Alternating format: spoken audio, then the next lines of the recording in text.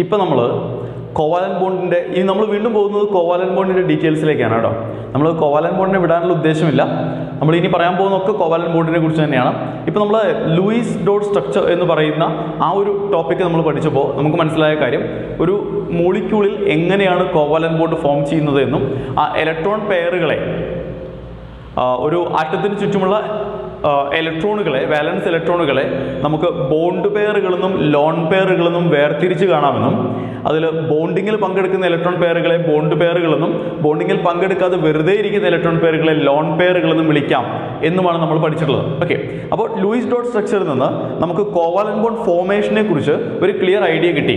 അതല്ലാതെ ഒരു മോളിക്യൂളിൻ്റെ സ്ട്രക്ചറിനെ കുറിച്ച് നമുക്കൊരു ക്ലിയർ ഐഡിയ തരാൻ ലൂയിസ് ഡോട്ട് സ്ട്രക്ചറിന് കഴിഞ്ഞിട്ടില്ല എന്നതിൻ്റെ ഏറ്റവും വലിയ ഉദാഹരണമാണ് കഴിഞ്ഞ ടോപ്പിക്കുകളൊക്കെ പറയുന്ന സമയത്ത്, പ്രത്യേകിച്ച് നമ്മുടെ ബോണ്ട് പാരാമീറ്റേഴ്സ് ഒക്കെ പറയുന്ന സമയത്ത് നമുക്ക് ഓർമ്മയുണ്ടാവും, നമ്മുടെ ഡൈപോൾ മൊമെന്റ് ഒക്കെ പറയുന്ന സമയത്ത് ഞാൻ ചില മോളിക്യൂൾസിൻ്റെയൊക്കെ ഷേപ്പ് ഇങ്ങനെയാണ് എന്ന് പറഞ്ഞിരുന്നു. പക്ഷെ ആ ഷേപ്പ് അങ്ങനെയാണ് എന്ന് ഞാൻ എവിടെ നിന്നാണ് മനസ്സിലാക്കിയതെന്ന് അറിയേണ്ടത് നിങ്ങൾക്ക്.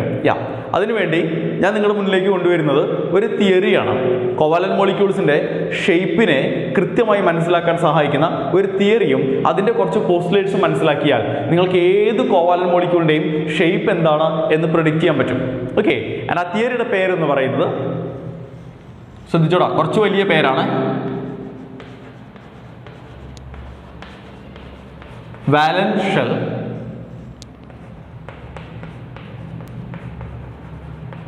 Electron pair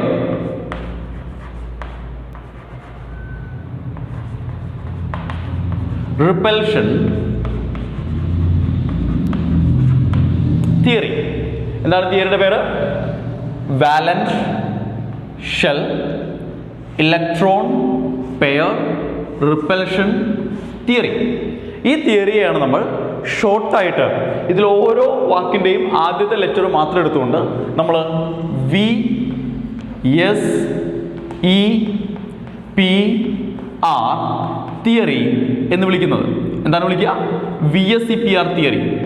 okay, V stand for valence, S stand for shell, E stand for electron, P stand for pair and R stand for repulsion theory. VSEPR theory. എന്താണ് VSEPR തിയറിയിൽ പറയുന്നതെന്ന് അറിയോ? നമുക്ക് ആദ്യം അതിൻ്റെ പോസ്റ്റുലേറ്റ്സ് എന്താണെന്ന് നോക്കാം. അതിന് കുറച്ച് പോസ്റ്റുലേറ്റ്സ് ഉണ്ട്. അതിൽ ഏറ്റവും പ്രധാനപ്പെട്ട ആദ്യത്തെ പോസ്റ്റുലേറ്റ് എന്ന് പറയുന്നത് VSEPR തിയറിയുടെ ഫസ്റ്റ് പോസ്റ്റുലേറ്റ് പറയുന്നത് the shape of a molecule depends upon the number of electron pairs in the valence shell of the central atom. എന്താണ് പറയുന്നത്? ഒരു മോളിക്യൂളിൻ്റെ ഷേപ്പ് എന്ന് പറയുന്നത് എന്തിനെയാണ് ഡിപ്പെൻഡ് ചെയ്യാം?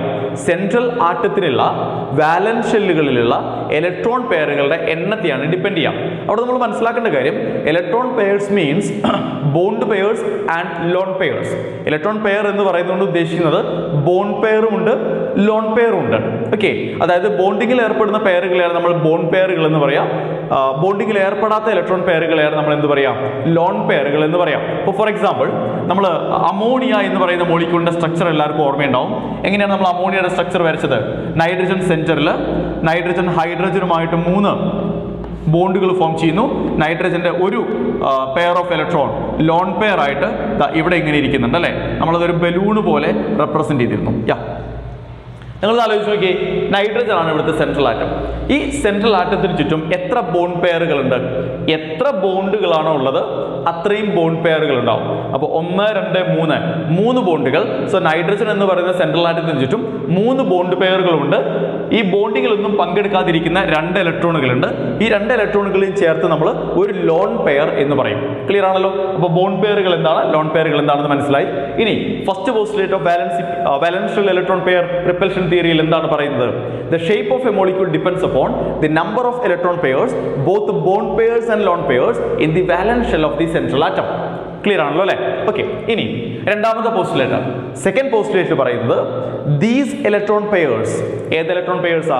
Bond pairs and lone pairs around the central atom ripple each other. ഈ electron പെയറുകൾക്ക് പരസ്പരം ripple ചെയ്യാൻ പറ്റുമെന്നാണ് പറയുന്നത്. ആൻഡ് ദി ഓർഡർ ഓഫ് റിപ്പൽഷൻസ്, ഈ റിപ്പൽഷന്റെ ഓർഡർ എങ്ങനെയാണെന്ന് അറിയോ? പറഞ്ഞുതരാം. ഏറ്റവും കൂടുതൽ റിപ്പൽഷൻ ഉണ്ടാവുന്നത് 2 ലോൺ പെയറുകൾക്കിടയിലാണ്. So the lone pair repulsion is greater than next strong repulsion ഉണ്ടാവുക ഒരു ലോൺ പെയറിനും ഒരു ബോണ്ട് പെയറിനും ഇടയിലാണ്. ഓക്കെ, ഏറ്റവും കുറവ് റിപ്പൽഷൻ ഉണ്ടാവുന്നത് രണ്ട് ബോണ്ട് പെയറുകൾക്കിടയിലാണ്. സോ ദ സെക്കൻഡ് പോസ്റ്റുലേറ്റ് പറയുന്ന കാര്യം ഇത്രയേ ഉള്ളൂ. These electron pairs in the valence shell of the central atom repel each other and the order of repulsion is lone pair repulsion is greater than lone pair bone pair repulsion, which is greater than bone pair repulsion. Clear അല്ലേ? Okay, ഇനി ഈ ഒരു ഓർഡറിലാണ് repulsion നടക്കുന്നത് എന്നാണ് second postulate പറയുന്നത്. മൂന്നാമത്തെ postulate പറയുന്നത് എന്താണെന്നറിയോ? To minimise the repulsion these electron pairs stay as far apart as possible. എന്താ പറയുന്നത്? സെൻട്രൽ ആറ്റത്തിന് ചുറ്റുമുള്ള ഇലക്ട്രോൺ പെയറുകൾ പരസ്പരം റിപ്പൽ ചെയ്യുന്നുണ്ട്. ആ റിപ്പൽഷൻ മിനിമൈസ് ചെയ്യാൻ ഈ ഇലക്ട്രോൺ പെയറുകൾക്ക് എന്താ ചെയ്യാൻ പറ്റുക? പരമാവധി അകലേക്ക് പോയി കിടക്കുക. ഇലക്ട്രോൺ പെയറുകൾ പരമാവധി അകലെയായിരിക്കും കിടക്കുന്നുണ്ടാവുക, പരസ്പരം അടുത്തു വരാതെ പരമാവധി അകലെയായിരിക്കും പോയി കിടക്കുന്നുണ്ടാവുക. ഇതിനു വേണ്ടിയാണ് to minimise the repulsion. So to minimise the repulsion these electron pairs stay as far apart as possible around the central atom. അപ്പോൾ സെൻട്രൽ ആറ്റത്തിന് ചുറ്റും ഈ ഇലക്ട്രോൺ പെയറുകൾ പരമാവധി അകലെയായിരിക്കും കിടക്കുന്നുണ്ടാവുക, പരസ്പരം അടുത്തു വരാത്ത രീതിയിലായിരിക്കും കിടക്കുന്നുണ്ടാവുക. എന്തിനു വേണ്ടിയാണ്? To minimise the repulsion. എന്തിനു വേണ്ടിയാണ് റിപ്പൽഷൻ മിനിമൈസ് ചെയ്യുന്നത്? റിപ്പൽഷൻ മിനിമൈസ് ചെയ്താലാണ് എനർജി കുറയുക. മോളിക്യൂളിന്റെ എനർജി കുറയുമ്പോഴാണ് മോളിക്യൂൾ സ്റ്റേബിൾ ആവുക. അപ്പോൾ സത്യം പറഞ്ഞു കഴിഞ്ഞാൽ ടു മിനിമൈസ് ദ റിപ്പൽഷൻ എന്ന് പറയുന്ന യഥാർത്ഥത്തിൽ ടു സ്റ്റെബിലൈസ് ദ മോളിക്യൂൾ എന്ന് പറയാൻ വേണ്ടിയാണ്. പറഞ്ഞാൽ ക്ലിയർ അല്ലേ? ഒരു മോളിക്യൂളിനെ സ്റ്റേബിൾ ആക്കാൻ റിപ്പൽഷൻ മിനിമം ആയിരിക്കണം ഇലക്ട്രോൺ പെയറുകൾക്കിടയിൽ. അങ്ങനെ റിപ്പൽഷൻ മിനിമം ആക്കണം എന്നുണ്ടെങ്കിൽ എന്ത് വേണം? ഈ ഇലക്ട്രോൺ പെയറുകൾ പരമാവധി അകലങ്ങളിൽ പോയി കിടക്കേണ്ടതുണ്ട് സെൻട്രൽ ആറ്റത്തിന് ചുറ്റും. ഓക്കെ, ഇനി നാലാമത്തെ പോസ്റ്റുലേറ്റ് പറയുന്നത് എന്താണെന്നറിയോ? നാലാമത്തെ പോസ്റ്റുലേറ്റിൽ പറയുന്നത് this rearrangement of electron pairs around the central atom gives a definite shape for the molecule. ഇങ്ങനെ ബോണ്ട് പെയറുകളും ലോൺ പെയറുകളും ഇലക്ട്രോൺ പെയർ റിപ്പൽഷൻ കുറയ്ക്കാൻ വേണ്ടി പരമാവധി അകലെ പോയി കിടക്കുമ്പോൾ അത് ആ ഇലക്ട്രോൺ പെയറുകൾക്ക് ഒരു ഫിക്സഡ് പൊസിഷൻ കൊടുക്കുകയും ഈ ഫിക്സഡ് പൊസിഷനാണ് ആ മോളിക്യൂളിന്റെ ടോട്ടൽ ഷേപ്പ് എന്താണ് എന്ന് തീരുമാനിക്കുന്നത്. പറഞ്ഞാൽ ക്ലിയർ ആണല്ലോ അല്ലേ? നമ്മൾ പറഞ്ഞ കാര്യങ്ങൾ 4 പോസ്റ്റുലേറ്റ് വരെ പറഞ്ഞു. ഇനി അഞ്ചാമത്തെ പോസ്റ്റുലേറ്റിൽ പറയുന്നത് multiple bonds between similar atoms, multiple bonds between 2 atoms can be considered as a single bond pair. എന്താണ്? 2 ആറ്റങ്ങൾക്കിടയിൽ ഒന്നിലധികം ബോണ്ടുകൾ ഫോം ചെയ്തിട്ടുണ്ടെങ്കിൽ അതിനാണല്ലോ നമ്മൾ മൾട്ടിപ്പിൾ ബോണ്ടുകൾ എന്ന് പറയാം. ആ ബോണ്ട് പെയറുകളെ ഫോർ എക്സാമ്പിൾ നമ്മൾ പറയുകയാണ് ഇവിടെ ഒരു നൈട്രജനും ഒരു ഓക്സിജനും, ഇത് ഈ മോളിക്യൂളിന്റെ ഷേപ്പ് അല്ല, സപ്പോസ് നൈട്രജനും ഓക്സിജനും ഇടയിൽ ഒരു ഡബിൾ ബോണ്ട് ഉണ്ടെന്ന് വിചാരിക്കും. അപ്പോൾ ഇവിടെ നമ്മൾ ഇതൊരു മൾട്ടിപ്പിൾ ബോണ്ടാണ്, 2 ആറ്റങ്ങൾക്കിടയിൽ ഒന്നിലധികം ബോണ്ടാണ്, മൾട്ടിപ്പിൾ ബോണ്ടാണ്. ഇവിടെ ശരിക്കും എത്ര ബോണ്ട് പെയർ വരണം? 2 ബോണ്ടാണ്. അപ്പോൾ 4 ബോണ്ട് പെയർ വരണം. പക്ഷേ VSEPR തിയറി പറയുന്നത് നിങ്ങൾ ഇതിനെ 4 ബോണ്ട് പെയർ ആയിട്ട് കൺസിഡർ ചെയ്യേണ്ട. കാരണം ആ 2 ബോണ്ടും ഫോം ചെയ്തിട്ടുള്ള ഒരേ ആറ്റങ്ങൾക്കിടയിലായതുകൊണ്ട്, സിമിലർ ആറ്റങ്ങൾക്കിടയിലായതുകൊണ്ട് ഈ 4 ബോണ്ട് പെയറുകളെയും ചേർത്ത് ഒറ്റ ബോണ്ട്, ഈ 2 ബോണ്ട് പെയറുകളെയും ചേർത്ത് ഇവിടെ നൈട്രജനും ഓക്സിജനും ഇടയിൽ ഒരു മൾട്ടിപ്പിൾ ബോണ്ടാണുള്ളത്, ഡബിൾ ബോണ്ടാണുള്ളത്. അപ്പോൾ ഇവിടെ ശരിക്കും എത്ര ബോണ്ട് പെയർ വരും? 1, 2 ബോണ്ട് പെയർ വരും. പക്ഷേ ഈ 2 ബോണ്ട് പെയറുകളെയും സെപ്പറേറ്റ് ആയിട്ട് കാണേണ്ട നിങ്ങൾ ആ 2 ബോണ്ട് പെയറുകളെയും ചേർത്ത് ഒറ്റ ബോണ്ട് പെയർ ആയിട്ട് കൺസിഡർ ചെയ്താൽ മതി. എന്നാൽ മാത്രമേ നിങ്ങൾക്ക് അതിന്റെ ഷേപ്പ് കൃത്യമായിട്ട് മനസ്സിലാക്കാൻ പറ്റുള്ളൂ. when there is multiple bond between 2 atoms, 2 ആറ്റങ്ങൾക്കിടയിൽ multiple bond വരുന്ന കേസുകളിൽ നിങ്ങൾ ആ മൾട്ടിപ്പിൾ ബോണ്ടുകളെ ഒരു സിംഗിൾ ഇലക്ട്രോൺ പെയർ ആയിട്ട് മാത്രം കൺസിഡർ ചെയ്യുക. അല്ല എന്നുണ്ടെങ്കിൽ ഈ പറഞ്ഞ പോസ്റ്റുലേറ്റുകൾ വെച്ചുകൊണ്ട് നിങ്ങൾക്ക് അതിന്റെ ഷേപ്പ് മനസ്സിലാക്കാൻ കഴിയില്ല. സോ ഇത്രയും പോസ്റ്റുലേറ്റുകളാണ് VSEPR തിയറി അഥവാ valence shell electron pair repulsion theory എന്ന് പറയുന്ന കോവാലന്റ് മോളിക്യൂൾസിന്റെ ഷേപ്പിനെ കുറിച്ച് പറയുന്ന തിയറിയിൽ ഉള്ളത്. അപ്പോൾ ഏറ്റവും ആദ്യത്തെ തിയറി ഞാൻ ആ പോസ്റ്റുലേറ്റ്സ് ഒന്നുകൂടി ബ്രീഫ് ചെയ്യാം. ഒന്ന്, the shape of a molecule depends upon the number of electron pairs, that is bond pairs and lone pairs in the valence shell of the central atom. 2, electron pairs repel each other and the order of repulsion is lone pair repulsion greater than lone pair bond pair repulsion greater than bond pair repulsion. Okay, മൂന്നാമത്തെ postulate, to minimize the repulsion these electron pairs stay as far apart as possible around the central atom. നാലാമത്തെ postulate, this gives a fixed position for the electron pairs around the central atom and thus decides the shape and geometry of the molecule. And finally, multiple bonds between 2 atoms can be considered as a single bond pair. ഇത്രയും പോസ്റ്റുലേറ്റുകൾ വെച്ചുകൊണ്ട് എങ്ങനെയാണ് നമ്മളൊരു മോളിക്യൂളിന്റെ shape തീരുമാനിക്കുക എന്ന് ചോദിച്ചാൽ നമ്മൾ അതിലേക്കാണ് വരുന്നത്. നമ്മൾ പോകുന്നത് ഈ തിയറിയും ഈ പോസ്റ്റുലേറ്റുകളും വെച്ചുകൊണ്ട് ഒരുപാട് മോളിക്യൂളുകളുടെ ഷേപ്പ് നമുക്ക് തീരുമാനിക്കാൻ പറ്റും. അത് ഓരോന്നോരോന്നെടുത്ത് നമ്മൾ പറയാൻ പോവാണ്. ഓക്കെ, അപ്പോൾ നമ്മൾ പറയാൻ പോകുന്നത് ഷേപ്സ് ഓഫ് മോളിക്യൂൾസ് ആണ്, കോവാലന്റ് മോളിക്യൂൾസ് ആണ്. ഞാനിവിടെ കോവാലന്റ് മോളിക്യൂളുകളെ രണ്ടായിട്ട് ക്ലാസിഫൈ ചെയ്യാണ്, രണ്ട് കാറ്റഗറി ഓഫ് കോവാലന്റ് കോമ്പൗണ്ട്സ് ആയിട്ട് മാറ്റാണ് ഞാനവരെ. ഒന്നാമത്തെ കാറ്റഗറി എന്ന് പറയുന്നത് സെൻട്രൽ ആറ്റത്തിന് ചുറ്റും ബോൺ പെയറുകൾ മാത്രമുള്ളവർ. രണ്ടാമത്തെ കാറ്റഗറി എന്ന് പറയുന്നത് സെൻട്രൽ ആറ്റത്തിന് ചുറ്റും ബോൺ പെയറുകളും ലോൺ പെയറും ഉള്ളവർ. ആദ്യത്തെ കാറ്റഗറി എന്താണ്? Molecules having only bond pairs around the central atom. രണ്ടാമത്തെ കാറ്റഗറി എന്താണ്? Molecules containing both bond pairs and lone pairs around the central atom. അതിൽ ആദ്യം നമ്മൾ ചെക്ക് ചെയ്യാൻ പോകുന്നത് മോളിക്യൂൾസ് ഹാവിംഗ് ബോൺ പെയർസ് ആണ്. വെറും ബോൺ പെയറുകൾ മാത്രം സെൻട്രൽ ആറ്റത്തിന് ചുറ്റുമുള്ള മോളിക്യൂളുകളുടെ ഷേപ്പ് എങ്ങനെ ആയിരിക്കണമെന്ന് VSEPR തിയറി വെച്ചുകൊണ്ട് നമ്മൾ പറയാനായിട്ട് പോവാണ്. ഓക്കെ, ശ്രദ്ധിച്ചോടാ. So we are going to discuss about molecules having only bond pairs. Bond pairs only കാറ്റഗറിയാണ് നമ്മൾ ആദ്യം പറയുന്നത്. അപ്പോൾ ഞാനത് ജനറൽ ഫോമുലയാണ് എടുക്കുക. ആ ജനറൽ ഫോമുലയിൽ പിന്നീട് നമ്മൾ എന്ത് ചെയ്യും? സ്പെസിഫിക് കേസുകൾ പറയും. ശ്രദ്ധിച്ചോ, ആദ്യം ഞാൻ എടുക്കുന്ന ജനറൽ ഫോമുല എന്ന് പറയുന്നത് AB2 എന്ന് പറയുന്ന ജനറൽ ഫോമുലയാണ്. സപ്പോസ് നമ്മുടെ മോളിക്യൂളിന്റെ ഫോമുല AB2 എന്ന് പറയുന്ന ഫോമുലയാണ്. ഓക്കെ, ശ്രദ്ധിച്ചോടാ. ഈ AB2 എന്ന് പറയുന്ന ഫോമുലയിൽ A ആണ് സെൻട്രൽ ആറ്റം. ആരാണ് സെൻട്രൽ ആറ്റം? A ആണ് സെൻട്രൽ ആറ്റം. A എന്ന് പറയുന്ന സെൻട്രൽ ആറ്റത്തിൽ രണ്ട് ബോൺ പെയറുകളാണുള്ളത്. ക്ലിയർ? ഇനി ഈ ഒരു ഇൻഫർമേഷൻ വെച്ചുകൊണ്ട് നമ്മൾ VSEPR തിയറി അപ്ലൈ ചെയ്ത് ഈ മോളിക്യൂളിന്റെ ഷേപ്പ് കണ്ടുപിടിക്കാൻ പോവാണ്. അപ്പോൾ A ആണ് സെൻട്രൽ ആറ്റം, A സെന്ററിൽ വെക്കുന്നത് നമ്മൾ. ഇനി രണ്ട് ബോൺ പെയറുകളാണുള്ളത് അല്ലേ? ഈ രണ്ട് ബോൺ പെയറുകളെ അവർക്ക് ഇരിക്കാവുന്നതിന്റെ മാക്സിമം അകലത്തിൽ നമ്മൾ വെക്കുക. ഈ സെൻട്രൽ ആറ്റമായ എക്ക് ചുറ്റും ഈ രണ്ട് ബോൺ പെയറുകൾക്ക് മാക്സിമം എത്ര അകലത്തിൽ ഇരിക്കാൻ പറ്റുമോ അത്രയും അകലത്തിൽ അവരെ വെക്കാം. കാരണം എന്താ? ആ രണ്ട് ബോൺ പെയറുകൾക്കിടയിലുള്ള റിപ്പൽഷൻ എന്ന് പറയുന്നത് മിനിമം ആയിരിക്കണം. എന്നാലാണ് ആ മോളിക്യൂൾ സ്റ്റേബിൾ ആവുക. അതാണ് ആ മോളിക്യൂളിന്റെ ഏറ്റവും സ്റ്റേബിൾ സ്ട്രക്ചർ ഷേപ്പ് എന്ന് പറയുന്നത്. അപ്പൊ അങ്ങനെയാണെങ്കിൽ നമുക്കൊരു കാര്യം ചെയ്യാം. ഒരു ബോൺ പെയറിനെ ഇവിടെയും രണ്ടാമത്തെ ബോൺ പെയറിനെ ഇവിടെയും വെക്കാം. ശരിയല്ലേ? അപ്പോൾ ഈ രണ്ട് ബോൺ പെയറുകൾക്കിടയിൽ പോസിബിൾ ആവുന്ന മാക്സിമം ഡിസ്റ്റൻസ് എന്ന് പറയുന്നത് 180 ഡിഗ്രിയാണ്. ഈ രണ്ട് ബോൺ പെയറുകളെയും നമ്മൾ 180 ഡിഗ്രി ആംഗിളിൽ വെക്കുകയാണ്. ഇതിലെ ഏറ്റവും മാക്സിമം ഡിസ്റ്റൻസിൽ വെക്കാൻ പറ്റുന്ന പൊസിഷൻ ഇതാണ്. ഇതല്ലാണ്ട് നിങ്ങൾക്ക് മറ്റേതെങ്കിലും ഡിസ്റ്റൻസിൽ മറ്റേതെങ്കിലും പൊസിഷനിൽ ഇവരെ വെച്ചിട്ട് ഇതിനേക്കാൾ വലിയൊരു ഡിസ്റ്റൻസിൽ വെക്കാൻ പറ്റുമോ? പറ്റില്ല. കാരണം ഇനി നമ്മൾ വീണ്ടും ഇങ്ങോട്ട് വന്നു കഴിഞ്ഞാൽ ഇവിടെ എന്ത് ചെയ്യും? ഡിസ്റ്റൻസ് കുറയും. ഇവിടെ മാത്രം ഡിസ്റ്റൻസ് കൂടിയോണ്ട് കാര്യമില്ലല്ലോ. So the maximum angle is 180 between them. അപ്പോൾ ഈ ബോൺ പെയർ ബിയുമായിട്ടും ഈ ബോൺ പെയർ ബിയുമായിട്ടും അത് ഷെയർ ചെയ്തിട്ടുണ്ടാവും. So this is the shape of molecule having general formula AB2 in which A is a central atom and it contains two bone pairs. Lone പെയറുകളില്ല. Okay, and this geometry is called as linear geometry. ഈ ഷേപ്പിനെ നമ്മൾ എന്താ വിളിക്കാന്ന് അറിയോ?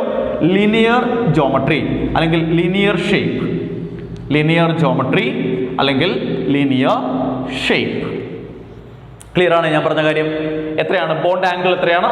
180 degree. So the bond angle is 180 degree. ഇനി ഈ ഒരു കാറ്റഗറിയിൽ പെടുന്ന മോളിക്യൂൾ ഞാനൊരു എക്സാമ്പിൾ തരാം. ശ്രദ്ധിച്ചോടാ.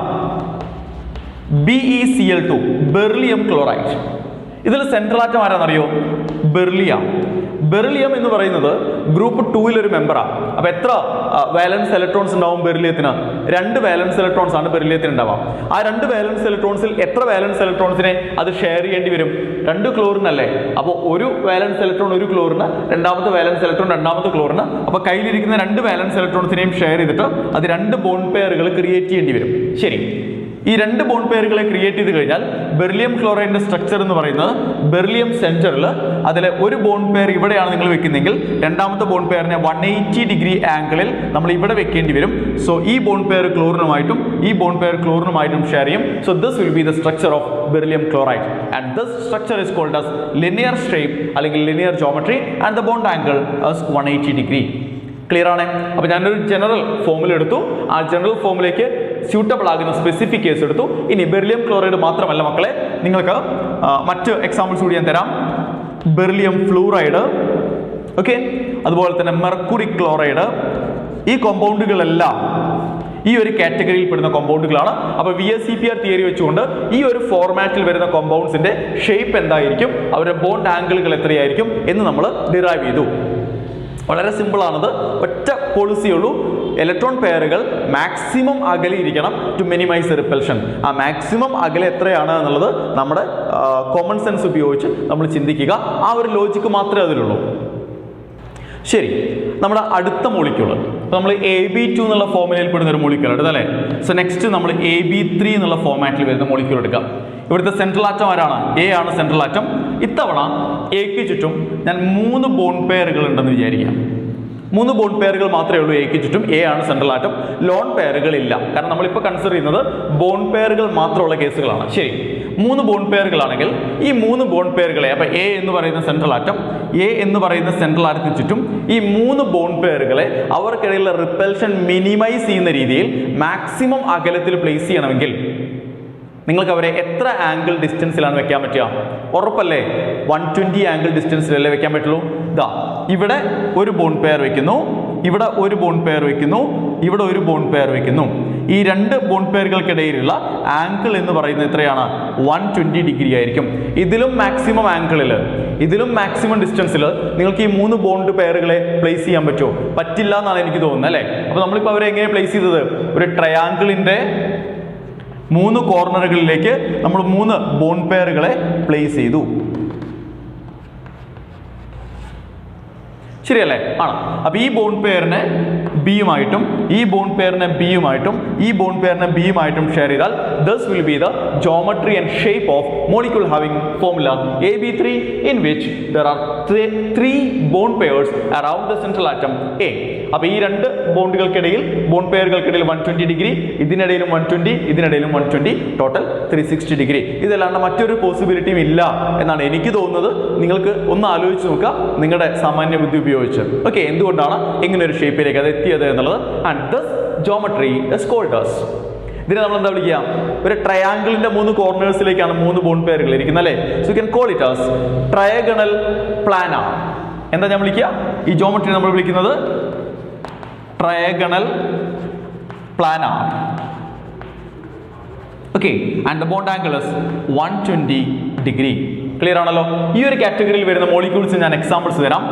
BF3 boron ട്രൈഫ്ലൂറൈഡ്. ബോറോണിന്റെ അവസ്ഥ അറിയാലോ. Boron is a central atom. 13ാമത്തെ ഗ്രൂപ്പിലെ മെമ്പറാണ് boron. So there are 3 valence electrons. ആ 3 വാലൻസ് ഇലക്ട്രോൺസിനെയും 3 ഫ്ലൂറിനുമായിട്ട് ഷെയർ ചെയ്യും. ആ 3 വാലൻസ് ഇലക്ട്രോൺസ് 3 ബോണ്ട് പെയറുകളായിട്ട് എക്സിസ്റ്റ് ചെയ്യും. 3 ബോണ്ട് പെയറുകളായിട്ട് എക്സിസ്റ്റ് ചെയ്താൽ ബോറോൺ സെന്ററിൽ, ഓക്കെ, ഇവിടെ ഒരു ബോണ്ട് പെയർ, ഇവിടെ ഒരു ബോണ്ട് പെയർ, ഇവിടെ ഒരു ബോണ്ട് പെയർ.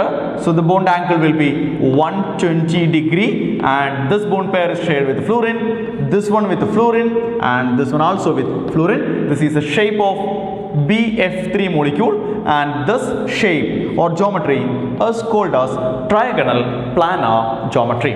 Okay, BF3 മാത്രമല്ല BCl3 ഈ ഒരു കാറ്റഗറിയിൽ പെടുന്ന മോളിക്യൂളാണ് BCl3 എന്ന് പറയുന്നത്. സോ ഇത് കാര്യം നിങ്ങൾക്ക് മനസ്സിലായല്ലോ അല്ലേ. ഓക്കെ, ഒരു എക്സാമ്പിൾ കൂടി തരാം. ബോറോൺ ട്രൈക്ലോറൈഡിന് പുറമെ അലൂമിനിയം ക്ലോറൈഡ്. അപ്പോൾ ഈ 3 മോളിക്യൂളുകളും ട്രയഗണൽ പ്ലാനാർ ജോമെട്രി കാണിക്കുന്ന മോളിക്യൂളുകളാണ്, ഷേപ്പ് കാണിക്കുന്ന മോളിക്യൂളുകളാണ്. അപ്പോൾ ഇവരുടെ ഷേപ്പ് എങ്ങനെയാണ് ഇങ്ങനെ ആയത് എന്ന് നമ്മൾ VSEPR തിയറി വെച്ചുകൊണ്ട് എക്സ്പ്ലെയിൻ ചെയ്തു. AB4. ഓക്കെ, A ആണ് central atom and there are 4 bond pairs around the central atom. എങ്ങനെയായിരിക്കും നമ്മൾ ഈ മോളിക്യൂളിന്റെ ഷേപ്പ് കണ്ടുപിടിക്കുക? നോക്കിക്കോട്ടോ. A എന്ന് പറയുന്ന സെൻട്രൽ ആറ്റം, ഈ A എന്ന് പറയുന്ന സെൻട്രൽ ആറ്റത്തിന് ചുറ്റും 4 ബോണ്ട് പെയറുകളാണുള്ളത്. ഈ 4 ബോണ്ട് പെയറുകളെ മാക്സിമം ഡിസ്റ്റൻസിൽ അറേഞ്ച് ചെയ്താൽ എങ്ങനെ നമ്മൾ അറേഞ്ച് ചെയ്യാം? ഇങ്ങനെ അറേഞ്ച് ചെയ്യാം അല്ലേ. അപ്പോൾ എത്രയായിരിക്കും ആംഗിൾ വരിക? തൊട്ടടുത്ത് കിടക്കുന്ന 2 ബോണ്ട് പെയറുകൾക്കിടയിൽ 90 ഡിഗ്രി ആംഗിൾ വരും. ഈ ഒരു മാക്സിമം ഡിസ്റ്റൻസിൽ മാത്രമാണ് നമുക്ക് അവരെ അറേഞ്ച് ചെയ്യാൻ പറ്റുക. ഇതിലും കൂടുതൽ ഡിസ്റ്റൻസിൽ, ആംഗിളിൽ ഈ തൊട്ടടുത്ത് കിടക്കുന്ന 2 ബോണ്ട് പെയറുകളെ അറേഞ്ച് ചെയ്യാൻ നമുക്ക് പറ്റുമോ? സാധ്യത കുറവാണ്, എന്നാൽ പറ്റും. 90 ഡിഗ്രി ആംഗിളിനേക്കാൾ അകലേക്ക് എനിക്ക് ഈ ബോണ്ട് പെയറുകളെ അറേഞ്ച് ചെയ്യാൻ പറ്റും. ഒറ്റ കാര്യം നിങ്ങൾ ചെയ്താൽ മതി. നിങ്ങളിപ്പോൾ ഇത് കണ്ടിട്ടുള്ളത് ഒരു പ്ലെയിനിലാണ്. ഈ പ്ലെയിനിന് പകരം നിങ്ങൾക്ക് സ്പേസ് എടുക്കാം. സ്പേസിലാണ് നിങ്ങൾ അറേഞ്ച് ചെയ്യേണ്ടതെന്നുള്ള ബോധം ഉണ്ടാവണം. ആ ബോധ്യത്തിൽ നിങ്ങളിത് ഒന്നുകൂടി ആലോചിച്ച് നോക്ക്. ഈ 4 ബോണ്ട് പെയറുകളെ സ്പേസിൽ നമ്മൾ അറേഞ്ച് ചെയ്താൽ, ഈ ഒരു ബോർഡ് എന്ന് പറയുന്ന പ്ലെയിനിൽ വേണ്ട, ബോർഡിന് പുറത്തേക്ക് നിങ്ങൾക്ക് ബോണ്ട് പെയറുകളെ അറേഞ്ച് ചെയ്യാം. അങ്ങനെയാണെങ്കിൽ എപ്പോഴാണ് ഈ 90 ഡിഗ്രിയേക്കാൾ കൂടുതൽ ആംഗിളിൽ നിങ്ങൾക്ക് ഇവരെ അറേഞ്ച് ചെയ്യാൻ പറ്റുക? നോക്കാം നമുക്ക് അല്ലേ? യെസ്.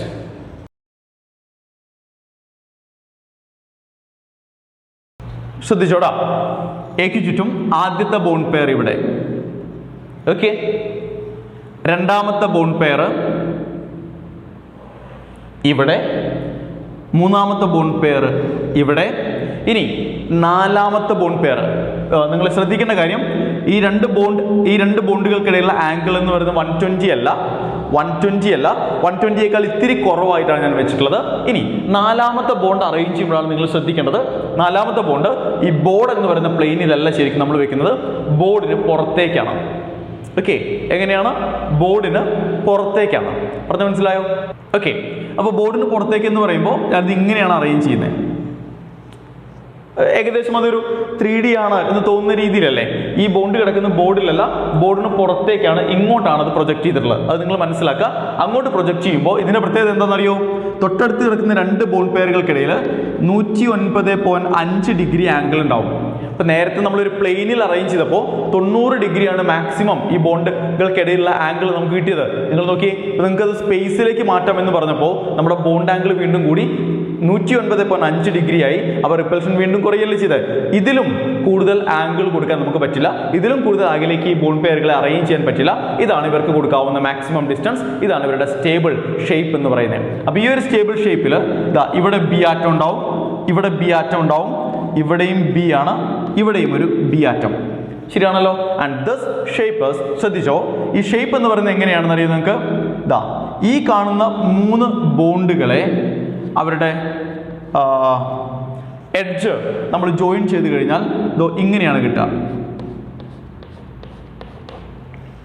ശരിയല്ലേ? അപ്പോൾ അടിയിലൊരു ട്രയാങ്കിൾ, ആ ട്രയാങ്കിളിൻ്റെ മുകളിലേക്ക് ഈ 3 കോർണറിൽ നിന്നും ഈ ട്രയാങ്കിളിൻ്റെ മുകളിലേക്ക് നമ്മൾ ലൈനുകൾ വരഞ്ഞ് അവരെ ജോയിൻ ചെയ്ത് കൊടുത്താൽ ഇങ്ങനൊരു ഷേപ്പാണ് നമുക്ക് കിട്ടുക. And this is called as a tetrahedron. ഇതിനെയാണ് നമ്മൾ മാത്സിൽ ടെട്രാഹിഡ്രൺ ജോമെട്രി എന്ന് വിളിക്കുക. കറക്റ്റ് അല്ലേ? So this shape of molecule is called as tetrahedral shape. ഈ ഷേപ്പിനെ നമ്മൾ എന്താ വിളിക്കുക? Tetrahedral shape.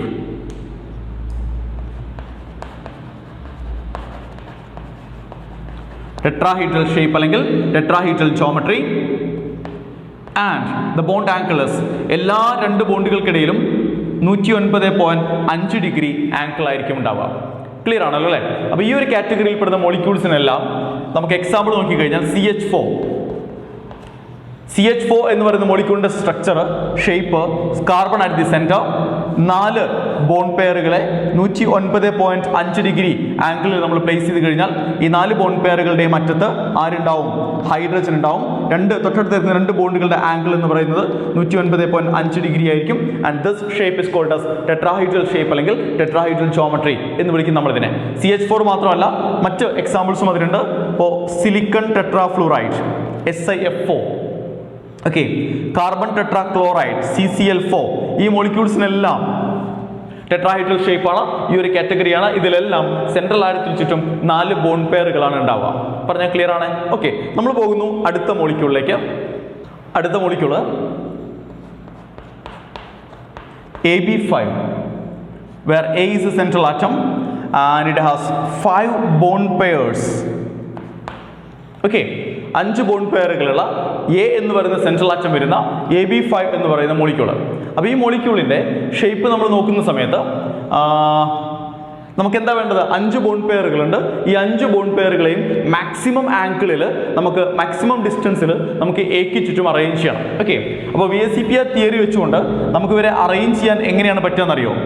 ശ്രദ്ധിച്ചോടാ, ഇവിടെ എല്ലാ ബോണ്ടുകൾക്കിടയിലും ഒരേ ആംഗിൾ വരണമെന്ന് വാശി പിടിച്ചു കഴിഞ്ഞാൽ നടക്കില്ല. മനസ്സിലായോ? അപ്പോൾ ഞാൻ 3 ബോണ്ട് പെയറുകളെ ഒരു രീതിയിലും മറ്റ് 2 ബോണ്ട് പെയറുകളെ മറ്റൊരു രീതിയിലുമാണ് അറേഞ്ച് ചെയ്യാൻ പോകുന്നത്. അപ്പോൾ ഇവർക്കിടയിലുള്ള ആംഗിളിൽ ചെറിയ ഡിഫറൻസ് ഉണ്ടാവും, പക്ഷേ സ്പേസിലാണ്, സ്പേഷ്യൽ അറേഞ്ച്മെന്റ് ആണ്, പ്ലെയിനിലല്ല കേട്ടോ. ശ്രദ്ധിച്ചോ, ആദ്യത്തെ 3 ബോണ്ട് പെയറുകളെ, 5 ബോണ്ട് പെയർ ആണല്ലോ ഉള്ളത്, അതിലെ 3 ബോണ്ട് പെയറുകളെ, ഒരു ബോണ്ട് പെയറിനെ ഈ ഒരു ഡയറക്ഷനിലും ഒരു ബോണ്ട് പെയറിനെ ഇവിടേക്കും ഒരു ബോണ്ട് പെയറിനെ ഇവിടേക്കുമാണ് ഞാൻ അറേഞ്ച് ചെയ്യുന്നത്. അതായത് ഒരു ട്രയാങ്കിളിൻ്റെ 3 കോർണറുകളിലേക്ക് ഞാൻ എന്ത് ചെയ്തു? ആദ്യത്തെ 3 ബോണ്ട് പെയറുകളെ അറേഞ്ച് ചെയ്തു. ഒരു ട്രയാങ്കിളിൻ്റെ 3 കോർണറുകളിലേക്ക് ഞാൻ ആദ്യത്തെ 3 ബോണ്ട് പെയറുകളെ അറേഞ്ച് ചെയ്തു. അങ്ങനെയാണെങ്കിൽ ഇവിടെ തൊട്ടടുത്ത് കിടക്കുന്ന 2 ബോണ്ട് പെയറുകൾ തമ്മിൽ എത്ര ഡിഗ്രിയാണ് ഉണ്ടാവുക? 120 ഡിഗ്രിയാണ് ആംഗിൾ ഉണ്ടാവുക. ഓക്കെ, ഇനി ബാക്കിയുള്ള 2 എണ്ണം അല്ലേ, ആ ബാക്കിയുള്ള 2 എണ്ണത്തിൽ ഒരെണ്ണത്തെ ഞാൻ ഈ പ്ലെയിനിന് മുകളിലേക്കും മറ്റതിനെ ഈ പ്ലെയിനിന് താഴേക്കും വെക്കുകയാണ്. അപ്പോൾ ഫോർ എക്സാമ്പിൾ എൻ്റെ കയ്യിലാണ് ഈ ട്രയാങ്കിളിൻ്റെ 3 കോർണറുകളിലേക്ക്, ഒരു ട്രയാങ്കിൾ ഉണ്ട്, ആ ട്രയാങ്കിളിൻ്റെ 3 കോർണറിലേക്ക് ഞാൻ എന്ത് ചെയ്തു? ട്രയാങ്കിളിൻ്റെ 3 കോർണറിലേക്ക് ഞാൻ 3 ബോണ്ട് പെയറുകളെ വെച്ചു. ഇനി 4ാമത്തെ ബോണ്ട് പെയറിനെ, ഇവിടെയാണ് ആ ട്രയാങ്കിൾ ഇങ്ങനെ എൻ്റെ കയ്യിലാണ് കിടക്കുന്നത്, അതിൻ്റെ ഒരു കോർണറിലേക്ക് ഒരു ബോണ്ട് പെയർ, അടുത്ത കോർണറിലേക്ക് ഒരു ബോണ്ട് പെയർ, അടുത്ത കോർണറിലേക്ക് ഒരു ബോണ്ട് പെയർ. ഓക്കെ, ഇനി അതിലെ 4ാമത്തെ ബോണ്ട് പെയർ ഞാൻ വെക്കുന്നത് ഇങ്ങനെയാണ്, കണ്ടോ? ആ ട്രയാങ്കിളിൻ്റെ പ്ലെയിൻ ഏതാണോ ആ പ്ലെയിനിന് മുകളിലേക്ക്. 5ാമത്തെ ബോണ്ട് പെയറിനെ വെക്കുന്നത് ആ ട്രയാങ്കിളിൻ്റെ സെൻറ്ററിൽ നിന്ന് താഴേക്ക്, ആ ട്രയാങ്കിൾ ഏത് പ്ലെയിനിലാണോ ആ പ്ലെയിനിന് താഴേക്ക്. പറഞ്ഞു മനസ്സിലായോ? അപ്പോൾ നടുവിലൊരു ട്രയാങ്കിൾ, നടുവിലെ പ്ലെയിനിലൊരു ട്രയാങ്കിൾ, ആ ട്രയാങ്കിളിൻ്റെ മുകളിലേക്കുള്ള പ്ലെയിനിലേക്ക് 4ാമത്തെ ബോണ്ട്, താഴേക്കുള്ള പ്ലെയിനിലേക്ക് 5ാമത്തെ ബോണ്ട്.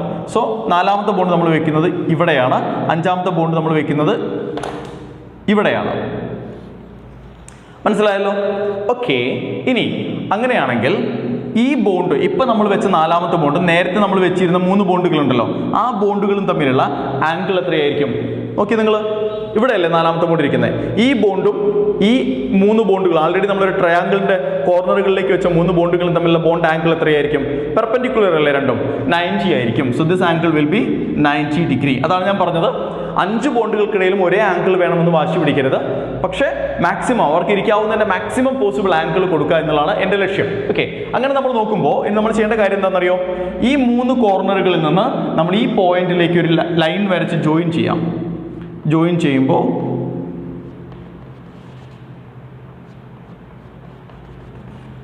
ഓക്കെ, എന്താ നമുക്ക് കിട്ടിയത്?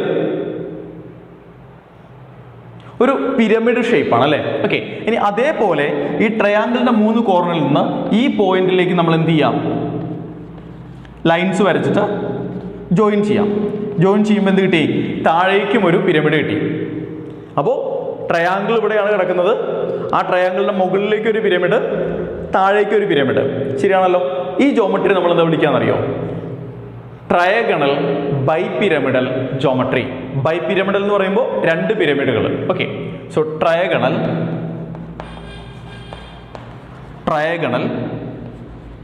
ബൈപിരമിഡൽ. ഓക്കെ, ബോണ്ട് ആംഗിൾ എന്ന് പറയുന്നത് 2 ബോണ്ട് ആംഗിളുകൾ ഉണ്ടാവും. ആ 2 ബോണ്ട് ആംഗിളുകളെ കുറിച്ച് ഞാൻ പറഞ്ഞുതരാം. ബോണ്ട് ആംഗിളിനെ കുറിച്ച് പറയുന്നതിന് മുമ്പ് ഞാൻ നിങ്ങളോട് പറയേണ്ട ഒരു കാര്യം, ഈ 3 ബോണ്ടുകളില്ലേ മക്കളെ, ഈ ട്രയാങ്കിളിൻ്റെ 3 കോർണറുകളിലേക്ക് നിങ്ങൾ കൊടുത്ത 3 ബോണ്ടുകളില്ലേ, ഈ 3 ബോണ്ടുകളെ നമ്മൾ വിളിക്കുക ഇക്വറ്റോറിയൽ ബോണ്ട്സ് എന്നാണ്. എന്താണ്? Equatorial bonds. ഓക്കെ, അതേസമയം ആ പ്ലെയിനിന് മുകളിലേക്കും ആ പ്ലെയിനിന് താഴേക്കും പോകുന്ന 2 ബോണ്ടുകളില്ലേ, 4ാമത്തെ 5ാമത്തെ ബോണ്ട്, ആ ബോണ്ടുകളെ നമ്മൾ വിളിക്കുക ആക്സിയൽ ബോണ്ട്സ് എന്നാണ്. അപ്പോൾ ഏതൊക്കെയാണ്? ട്രയാങ്കിളിൻ്റെ 3 കോർണറുകളിലേക്ക് ഇരിക്കുന്ന 3 ബോണ്ടുകൾ, 120 ഡിഗ്രി ആംഗിളിൽ ഇരിക്കുന്ന ബോണ്ടുകളെ നമ്മൾ, ബോണ്ട് പെയറുകളെ നമ്മൾ ഇക്വറ്റോറിയൽ ബോണ്ട് പെയർസ് അല്ലെങ്കിൽ ഇക്വറ്റോറിയൽ ബോണ്ടുകൾ എന്ന് വിളിക്കും. അതിന് മുകളിലേക്ക് ഇരിക്കുന്ന ബോണ്ടുകളെ നമ്മൾ ആക്സിയൽ ബോണ്ടുകൾ എന്ന് വിളിക്കും. അപ്പോൾ ഇതൊരു ഇക്വറ്റോറിയൽ ബോണ്ടാണ്, ഇതൊരു ഇക്വറ്റോറിയൽ ബോണ്ടാണ്, ഇതും ഒരു ഇക്വറ്റോറിയൽ ബോണ്ടാണ്. ഇതിനെ നമ്മൾ ഒരു ആക്സിയൽ ബോണ്ട് എന്ന് വിളിക്കും, ഇതും ഒരു ആക്സിയൽ ബോണ്ടാണ്. 3 ഇക്വറ്റോറിയൽ ബോണ്ടുകൾക്കിടയിൽ 120 ഡിഗ്രി ആംഗിൾ ആയിരിക്കും. 3 ഇക്വറ്റോറിയൽ ബോണ്ടുകൾക്കിടയിൽ 120 ഡിഗ്രി ആംഗിൾ ആയിരിക്കും. ഒരു ആക്സിയൽ ബോണ്ടിനും ഒരു ഇക്വറ്റോറിയൽ ബോണ്ടിനും ഇടയിൽ 90 ഡിഗ്രി ആംഗിൾ ആയിരിക്കും. ഓക്കെ, അപ്പോൾ അവിടെ 2 ബോണ്ട് ആംഗിൾ വരും, 120 ആൻഡ് 90. ക്ലിയർ ആണല്ലോ? ഇത്തരം മോളിക്യൂൾസിന് എക്സാമ്പിൾസ് ആണ് PCl5, ഫോസ്ഫറസ് പെന്റാക്ലോറൈഡ്. ഫോസ്ഫറസ് ആയിരിക്കും central atom.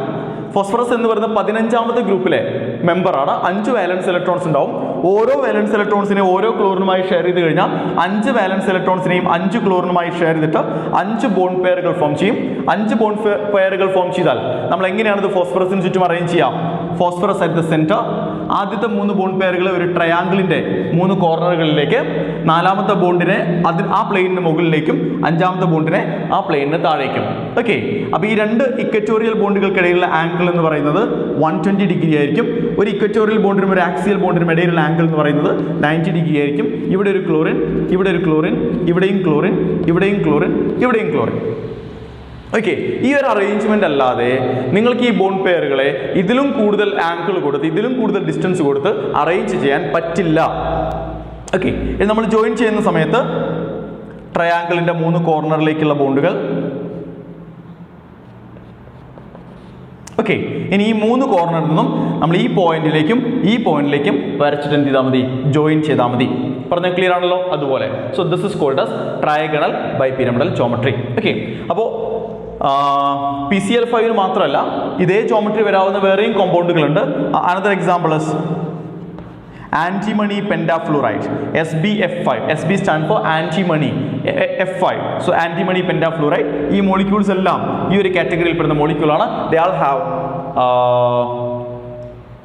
Trigonal bipyramidal geometry. Clear ആണല്ലോ? ഓക്കെ, അടുത്ത മോളിക്യൂള് AB6. AB6 എന്ന് പറയുന്ന മോളിക്കുലർ ഫോർമുലയിൽ വരുന്നൊരു മോളിക്യൂൾ നമ്മൾ എടുക്കുകയാണെങ്കിൽ, as usual A is a central atom. അപ്പോൾ എക്ക് 5 ബോണ്ട് പെയേഴ്സ് ആണുള്ളത്, 6 ബോണ്ട് പെയേഴ്സ് ആണുള്ളതെന്ന് വിചാരിക്കുക. A എന്ന് പറയുന്ന സെൻട്രൽ ആറ്റത്തിന് ചുറ്റും 6 ബോണ്ട് പെയേഴ്സ് ആണുള്ളത് കേട്ടോ. നമ്മൾ എങ്ങനെയാണ് ഈ 6 ബോണ്ട് പെയേഴ്സിനെ എക്ക് ചുറ്റും മാക്സിമം ഡിസ്റ്റൻസിൽ വെക്കുക? അതാണ് നമ്മൾ ചിന്തിക്കേണ്ടത്. അതാണല്ലോ PACPR തിയറിയിൽ പറയുന്നത്. നോക്കിക്കോട്ടോ, A എന്ന് പറയുന്ന central atom at the centre. ഞാൻ ചെയ്യാൻ പോകുന്ന കാര്യം ശ്രദ്ധിച്ചോ. സെൻട്രൽ ആറ്റം A, ആദ്യത്തെ ബോണ്ട് പെയർ, 2ാമത്തെ ബോണ്ട് പെയർ, 3ാമത്തെ ബോണ്ട് പെയർ, 4ാമത്തെ ബോണ്ട് പെയർ. അപ്പോൾ നമ്മളിത് ജോയിൻ ചെയ്ത് കഴിഞ്ഞാൽ നമുക്ക് എന്താ കിട്ടുക?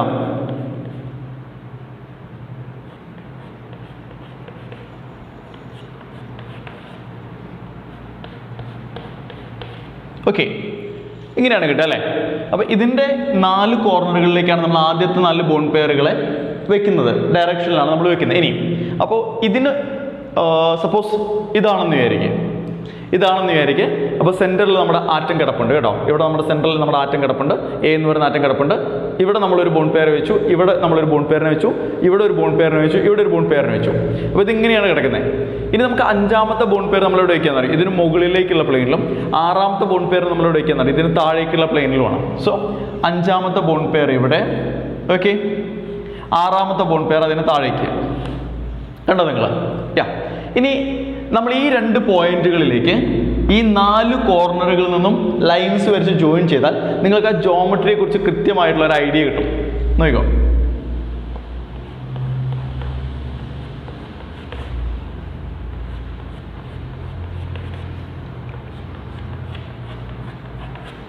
ഓക്കെ, അപ്പോൾ മുകളിലേക്കുള്ള പോയിന്റ് നമ്മൾ കംപ്ലീറ്റ് ചെയ്തു. അതേപോലെ നമ്മൾ താഴേക്കുള്ള പോയിന്റും ജോയിൻ ചെയ്താൽ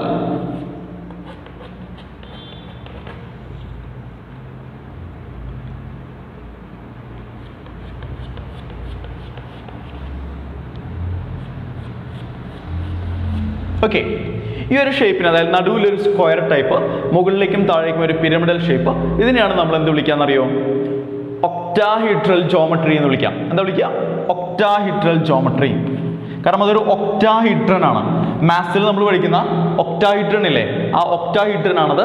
ആ ഒക്ടാഹീഡ്രൽ ജോമെട്രിയാണ്. ഇനി ഇവിടെ ബോണ്ട് ആംഗിൾ നോക്കിയത് നമ്മൾ, ഈ 2 ആംഗിൾ, ഈ 2 ബോണ്ടുകൾക്കിടയിലുള്ള ആംഗിൾ എന്ന് പറയുന്നത് എത്രയായിരിക്കും? 90 ആയിരിക്കും. ഈ ബോണ്ടും ഈ ബോണ്ടും തമ്മിൽ, അപ്പോൾ നമ്മൾ ഈ ഒരു പ്ലെയിനിൽ 4 ബോണ്ടുകൾ വെച്ചാൽ ഇവിടെ സെൻട്രൽ ആറ്റവും, ഇവിടെ ഒരു ബോണ്ട്, ഇവിടെ ഒരു ബോണ്ട്, ഇവിടെ ഒരു ബോണ്ട്, ഇവിടെ ഒരു ബോണ്ട്. ഈ 4 ബോണ്ടുകൾക്കിടയിലും 90 ഡിഗ്രി ആയിരിക്കും ആംഗിൾ. കാരണം ഈ ബോണ്ടുകളെല്ലാം പരസ്പരം പെർപെൻഡിക്കുലർ ആണ്. അതേസമയം നമ്മളിതിന് മുകളിലേക്ക് ഒരു ബോണ്ട് വെച്ചില്ലേ, ആ ബോണ്ടും ഈ 4 ബോണ്ടുകളും തമ്മിൽ എത്രയായിരിക്കും ആംഗിൾ? അതും 90 ആയിരിക്കും. കാരണം ആ ബോണ്ട് ഈ പ്ലെയിനിന് പെർപെൻഡിക്കുലർ ആണ്. പറഞ്ഞാൽ ക്ലിയർ അല്ലേ? അപ്പോൾ എല്ലാ ബോണ്ട് ആംഗിളും 90 ആയിരിക്കും. ബോണ്ട് ആംഗിൾ ഡിഫറെൻ്റ് ആയിരിക്കില്ല, ഒക്കെ 90 ആയിരിക്കും. So this structure is called as അല്ലെങ്കിൽ this geometry is called as octahedral geometry. ഈ ഒരു കാറ്റഗറിയിൽ വരുന്ന മോളിക്യൂൾ ആണ് SF6, സൾഫർ ഹെക്സാഫ്ലൂറൈഡ്. സൾഫർ ആണ് സെൻട്രൽ ആറ്റം. 16ാമത്തെ ഗ്രൂപ്പിലെ മെമ്പർ ആണ് സൾഫർ. 6 വാലൻസ് ഇലക്ട്രോൺസ് ഉണ്ടാവും. ആ 6 വാലൻസ് ഇലക്ട്രോൺസിനെ 6 ഫ്ലൂറിനുമായി ഷെയർ ചെയ്യും. അപ്പോൾ 6 ബോണ്ട് പെയറുകൾ ഉണ്ടാവും. 6 ബോണ്ട് പെയറുകൾ ഉണ്ടെങ്കിൽ ഇതുപോലെയാണ് നമ്മൾ അറേഞ്ച് ചെയ്യുക. ഇതുപോലെ അറേഞ്ച് ചെയ്യുക എന്ന് പറഞ്ഞു കഴിഞ്ഞാൽ സൾഫർ, ഓക്കെ, സൾഫർ സെൻട്രൽ ആറ്റമാണ്. ആ സൾഫർ എന്ന് പറയുന്ന സെൻട്രൽ ആറ്റത്തിന്റെ 90 ഡിഗ്രി ആംഗിളിൽ 4 കോർണറുകളിലേക്ക് നമ്മൾ 4 ബോണ്ടുകൾ അറേഞ്ച് ചെയ്യും.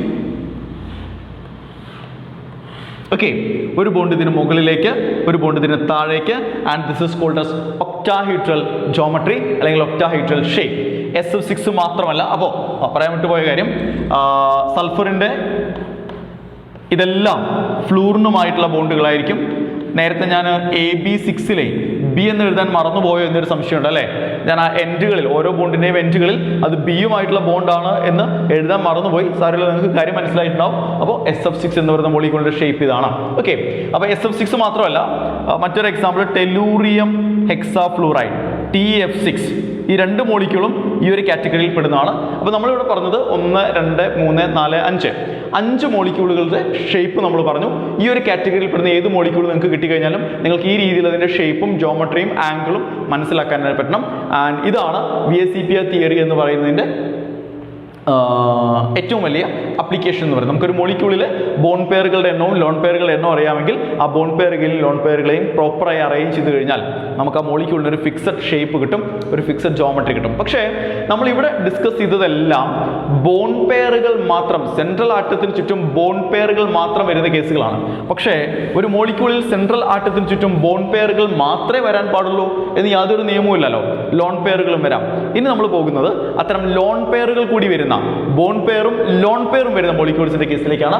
അപ്പോൾ ബോണ്ട് പെയർ ഓൺലി എന്നുള്ള കാറ്റഗറി മാറ്റിയിട്ട് നമ്മൾ പോകുന്ന എവിടേക്കാണ്?